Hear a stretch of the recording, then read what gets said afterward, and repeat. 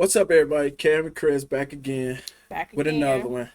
This time, we've been watching these See the Moose Waller videos, and we always ask questions, and so we finna watch a video on Sikhism, Okay. right? So we could see what we could absorb That's from what this you. Sikhism video. Maybe Okay. it'll explain a lot of stuff, you know, Mhm. when it comes to, what Moose Waller all about. All right. Musi Wala. Let's Let's check it see. out. Let's find out. Let's see. Yep. They might come back and be like, no, that's not good. But let's check it out anyway. All right. Was made possible thanks to Audible. Visit audible.com/cogito or text cogito to 500 500 to start your 30-day free trial.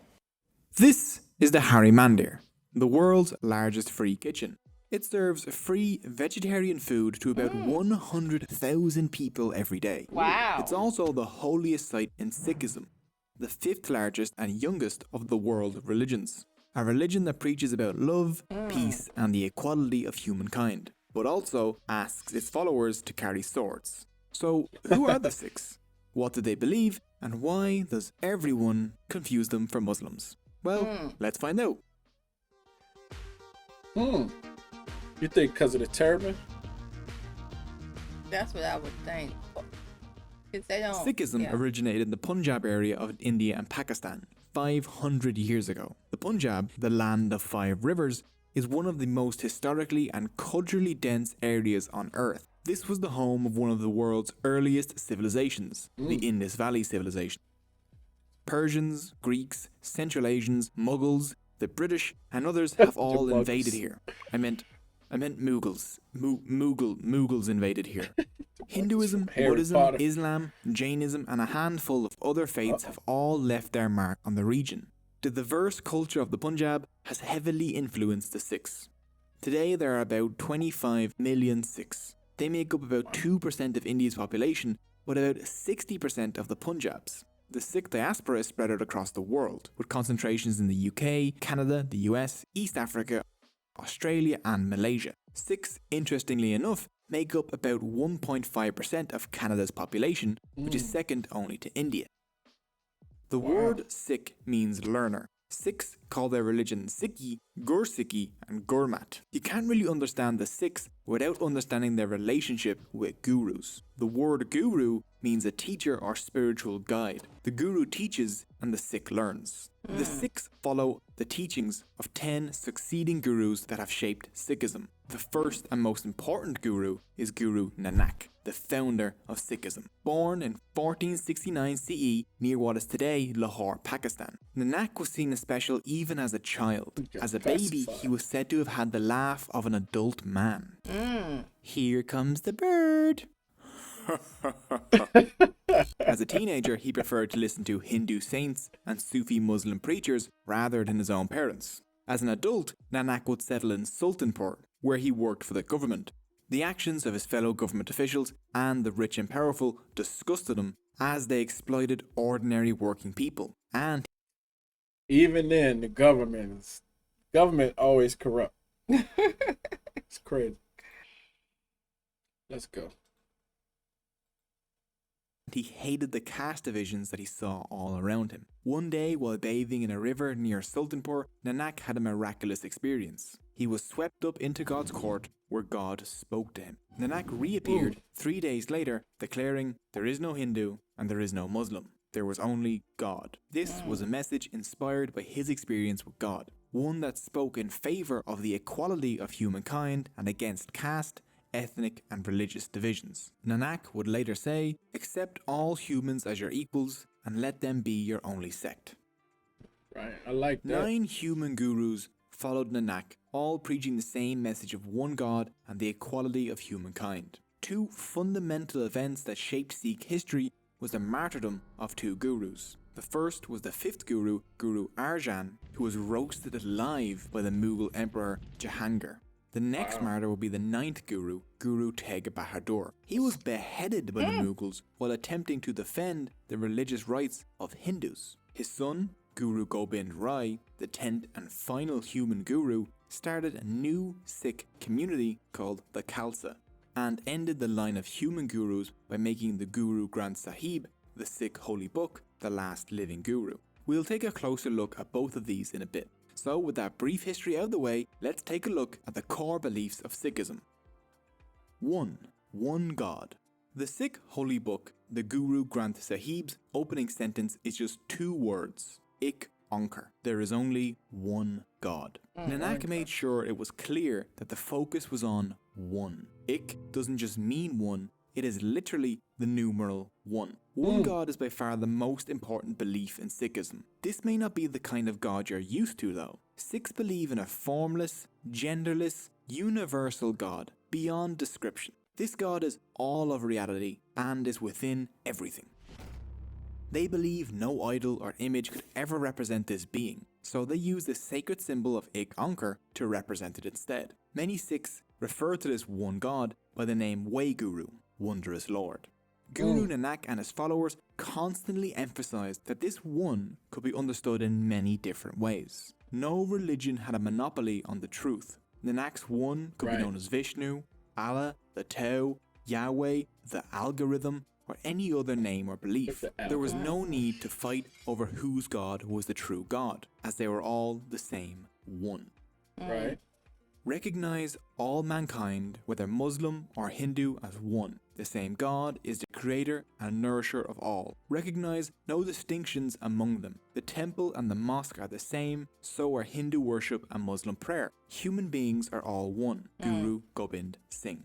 The lack of a gender for this one God means that there is no difference between men and women in Sikhism. Sikhism was among the first major world religions to make the radical suggestion that maybe, just maybe, women are people too. Women in Sikhism have fought battles, led religious services, and even acted as some of the longest reigning leaders of the entire community. Wow. Sikhism isn't based on doing things to get into some heaven or hell. Hell is just life on earth, which I you're agree with that. constantly reborn into after you die, which is pretty dark. Wow. That's scary.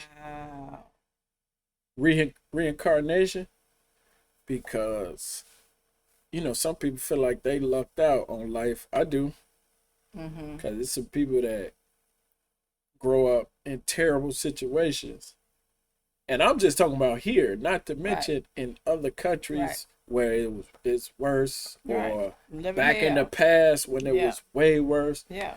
So to think you gonna come back and gotta try do it again, Wow. I don't know. Is that better than just being dead? Who knows? You see, Sikhs believe in reincarnation and karma, similar to Buddhists, Hindus, and Jains. Karma, yeah. But Sikhs believe that karma is modified by God, as in, karma might decide what life you're born into, but God makes sure that anyone can become a good person in their lifetime if they try. The goal of Sikh life is to break free from the cycle of rebirth by merging your soul back into God's soul. One does this by realizing that you are already a part of God. You just need to let go of your ego. When your soul remerges back into God's, this is called mukti, which is similar to Hinduism's moksha and means liberation. When you remerge, your soul is released from the cycle of rebirth and death and becomes infinite, timeless, and blissful. I hope it's like that, because Tupac said it. Maybe that's why Muswala liked Tupac. Tupac said he felt like we already in hell, being on earth, which for some people situation that's true. Right. Yeah. And you keep coming back to hell until you get it right. Yeah. Wow. At least you get the chance to get it right. Yeah. It's not just like, oh, you sin. I mean, you go to hell forever. At least if you mess up, you get a chance to come back and try again. That Wow. This is the closest thing Sikhs have to heaven. 2. Maya. Sikhs believe that God is and created reality. But we forget this because humans are distracted by illusion or Maya, which is anything that takes your mind off God. Maya keeps people trapped in the cycle of rebirth and death. Guru Nanak thought that Maya built a wall between people and God. the wall of Maya is built with the 5 thieves: lust, anger, greed, attachment, and pride. It is the duty of all Sikhs to avoid these thieves. The 5 thieves are caused by how mai, literally I, myself. How mai makes people say, I am this, I am that, and it separates you from others, which blocks you from realizing your oneness with God. This ego causes people to live only for themselves, to spew negativity, and to crave power and wealth. Such a person is called munmuk, facing towards desires. Guru Nanak saw the world's problems as the negative effects of ego. Hindu versus Muslim, Israeli versus Palestinian, sitting down wipers versus standing up wipers. All of these conflicts are caused by ego and Maya. The Guru Granth Sahib said it is not religion or race, but it is wealth that divides brothers. Guru Nanak taught that there was another direction people could face. By being a spiritual person, practicing compassion, truth, contentment, humility, and love, and meditating on God, you could instead become Gurmukh, facing towards the Guru. How does one become Gurmukh and egoless? Well, Sikhism offers a path to follow that can help, called the 3 pillars. Three pillars. The 3 pillars are 1. Nam Japo, which is meditation on God and the reciting and chanting of God's name, Guru. This is normally done in the morning and before bed. This isn't supposed to just be some mindless ritual either. Sikhs are supposed to genuinely reflect on the qualities of God as they do this. 2. Kirat Karni, working hard and making an he who earns his living by the sweat of his brow and shares his earnings with others has discovered the path of righteousness. 3. Wand Chakna. This is sharing the fruits of your labour with others, providing free food and donating to the community. The Sikh tradition of a communal meal or langar at the gurdwaras is a part of Wand Chakna. The langar or communal free kitchen inside of a Sikh gurdwara, which is their equivalent of a mosque or church, is open to all who visit, regardless of caste, faith or gender. These serve vegetarian food to all, not because Sikhs have to be vegetarian, but simply because that means all people of all diets can partake. So if you want to taste typical Punjabi food, just go visit a Gurdwara. In Guru Nanak's time, the idea of different castes sitting together on the floor and eating side by side was a revolutionary act. Famously, the Mughal Emperor Akbar visited Guru Arjan and the Guru would not meet with him until he partook in a langar, which the emperor did, sitting side by side with peasants. Guru Nanak claimed an enlightened person are those who view everyone equally, like the heir touching the king and beggar alike.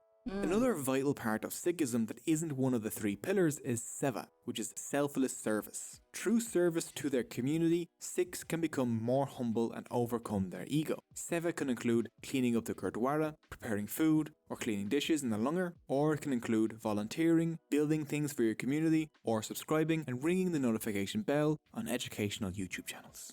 Through remembering God's name, honest work, and sharing, along with selfless service and avoiding the 5 thieves, a person can rid themselves of egoism and be released from the cycle of rebirth and death. 4. The Khalsa. Guru Gobind Rai was the son of the 9th Guru, Tegh Bahadur, who was beheaded by the Mughals and his body was abandoned by his Sikh entourage. They fled easily because no one could recognize them. So, Guru Gobind decided to give Sikhs a distinct look from now on so that they would always be compelled to uphold Sikh values. So, in 1699, Guru Gobind brought his Sikhs together at Anandapur. After their morning prayer, he stood in front of a huge crowd and demanded a human sacrifice. The shocked crowd was silent for a while before one Sikh rose up and entered the Guru's tent. The Guru followed him in, and then the Guru comes out with blood on his sword. He demands another sacrifice. Another Sikh offers themselves and enters the tent. Again, only the Guru comes back out of the tent, bloody sword in hand. Again, another sacrifice. And again, and finally, after the 5th sacrifice, the Guru re-emerges with the 5 Sikhs all wearing saffron-coloured robes. The Guru declares that these are the Panj Pyarang, the 5 beloved ones. They would form the centre of a new Sikh community called the Khalsa. He offered them Amrit, a bowl of sweetened water, and all 5 who belonged to different caste groups drank the Amrit from the same bowl, which would have been a huge deal back then. This signified they had joined a new casteless family, the Khalsa. Each of these volunteers had to leave behind their old surnames or caste names and adopt the same surname, Singh, which comes from the Sanskrit word Simba, meaning lion. I know, right? It has no relation to the Bantu word Simba, which also means lion. It's just a weird coincidence, which is great. The Guru then begged the 5 beloved ones to let him join their Khalsa. They offered him the Amrit, and the Guru became Guru Gobind Singh.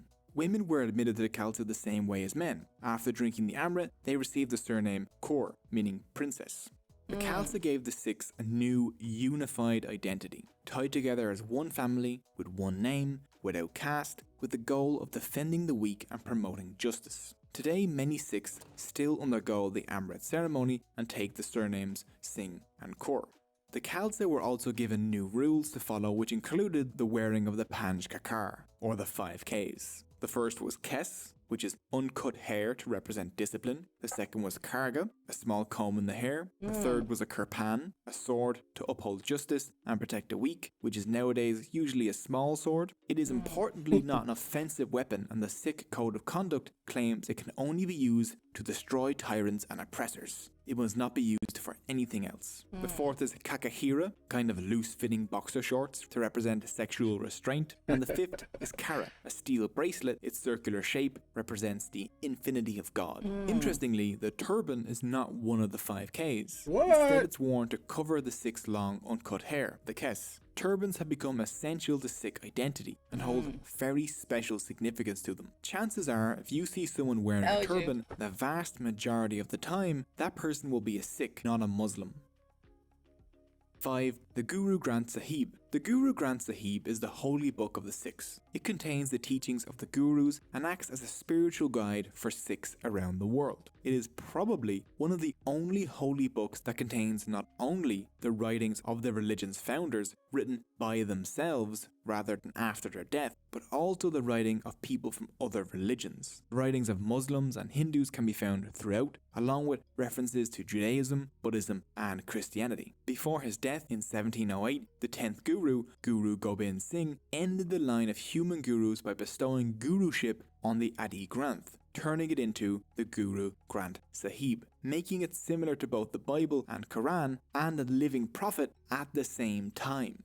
To break down the name, the word Guru means Guru, Granth means book, and Sahib means Lord. Since that moment, the Guru Granth Sahib has been revered as the current living Guru. It is treated with extreme respect and care. Oddly enough, the Granth is not only read, but sung. It's made up of thousands of hymns. Sikhs don't have mass or service, but a kirtan, meaning communal singing. Normally, these are set to classical Indian music. 6. The Gurdwara. Sikhs gather at Gurdwaras, a word meaning doorway to the Guru. A Gurdwara is only a Gurdwara because it has a copy of the Guru Granth Sahib in it. Men and women of all castes and social standing gather there to join in prayer, singing and eating. This is where you'll find the langar. Anyone can visit a Gurdwara and partake in the service and meal. You only need to follow basic etiquette. Cover your head, remove your shoes, wash your hands as you enter, and do your best not to bring any drugs or tobacco inside. The most important Gurdwara in the world is the Hari Mandir, or Golden Temple, in Amritsar, India. Wow. In 1604, Guru Arjan completed work on the Golden Temple and had the Guru Granth Sahib installed inside it. As a gesture of religious tolerance, Guru Arjan invited the Muslim Mian Mir to lay the foundation stone of the Golden Temple. The temple has 4 doors opening on all 4 sides to show the openness to all cultures and peoples. But on the inside, only one door leads to the inner sanctum, indicating that all paths and beliefs eventually lead to the one God. The Golden Temple is the most visited place in the world, with around 6 million visitors each year.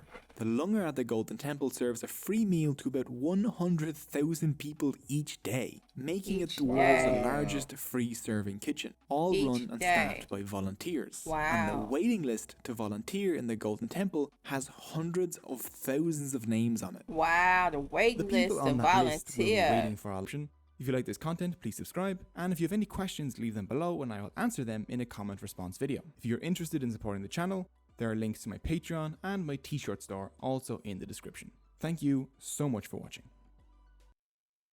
That was good. Now, that's the religion everybody needs to be a part of. It sounds like. But it make too much sense. Mm-hmm. You know what I mean? Yeah. It's too much like right. It's too much like right. Yeah. You know, give, help, love, treat everybody equally. Yep. It's not about me. That's what they're saying. That's not how it's supposed to be.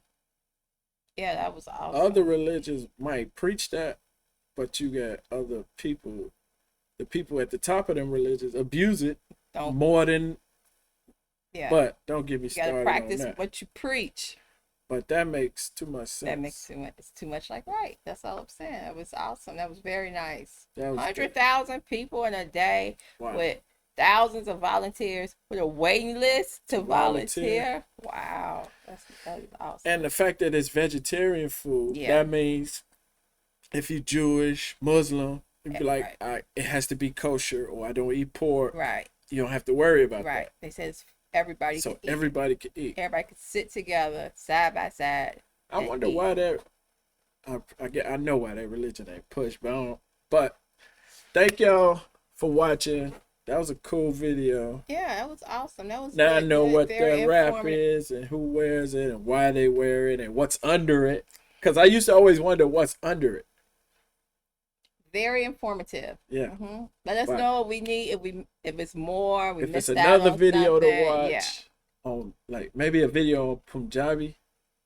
Maybe. We're just trying to learn. Thank y'all for watching. Y'all like this video, please subscribe, hit the notification, all that. Thank y'all. Thank y'all.